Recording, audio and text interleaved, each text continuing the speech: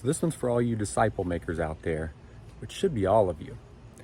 But you know, Jesus used the analogy of gardening more so than I think any other illustration. And once you get a garden, you'll see why. You know, if you guys ever want to hear a really, really good sermon, get a garden. It preaches so much. Now, let me show you what I'm talking about. So when I first got this garden, I had bunnies that would come in and try to eat all my plants. So I had to put this down. I found out you had to get wire netting to keep the bunnies out and from eating your plants. So then I put the wire netting in.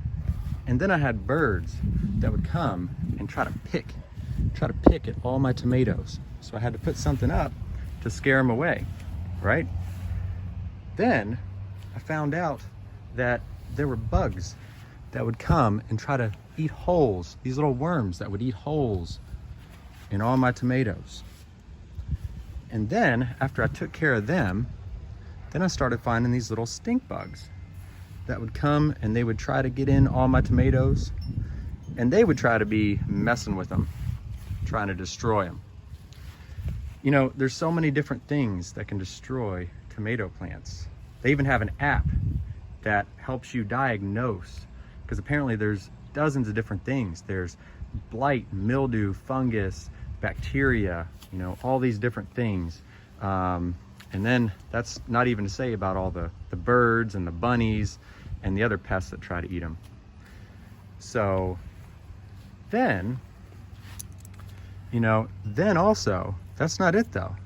All those threats you have to worry about, but then you got to come along. See, this one isn't growing right here.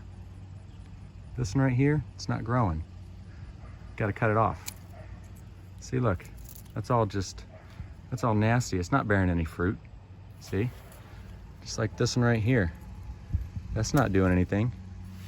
That's just using up valuable space. All this energy could be going to my fruit, right? Now, what I did over here, I actually cut this one too much. I actually went through the other day and pruned it, and I took about half of the foliage off, and it actually stopped producing fruit for the most part. I was getting about 15 out off of this a day. Now I'm getting hardly anything because I stressed it. I cut it too much at one time. Are you guys tracking with me? I cut it too much at one time. See, our Father's a good Father. He cuts us, but he doesn't cut us too much at one time because we'll stop producing fruit, right? So, but this has been a struggle. It's one thing after the next. If it's not the bunnies, then it's something else.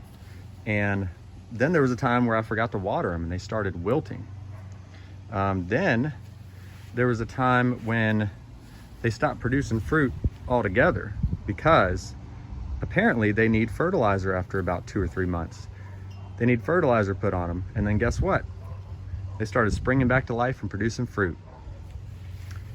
But let me show you something. This one's getting out of hand. Okay, this one's overgrown. This one's doing phenomenal. But let me show you something. I had a pepper plant that used to be right here. See what's left of it? This right here, little stump. This one wasn't producing any fruit. It gave me about 8 peppers and then it just stopped. So you know what I had to do?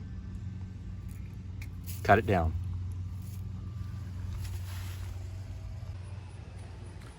Now, keep in mind that this was after weeks and weeks of just sowing and picking weeds and watering and putting this raised bed up and putting all this stuff up and not seeing any fruit at all. And it was just week after week, just seeing nothing. And it's just like that. You know, as we're making disciples, we may see nothing, no fruit at all for a while. That's okay. Keep at it. Keep at it. Eventually, there'll be fruit. And just like this, all of a sudden, this fruit just started popping up everywhere. And that's exactly what's happening. You know, it doesn't matter if it's, you know, like with my YouTube channel or other people that I've been discipling, it seemed like nothing was really happening.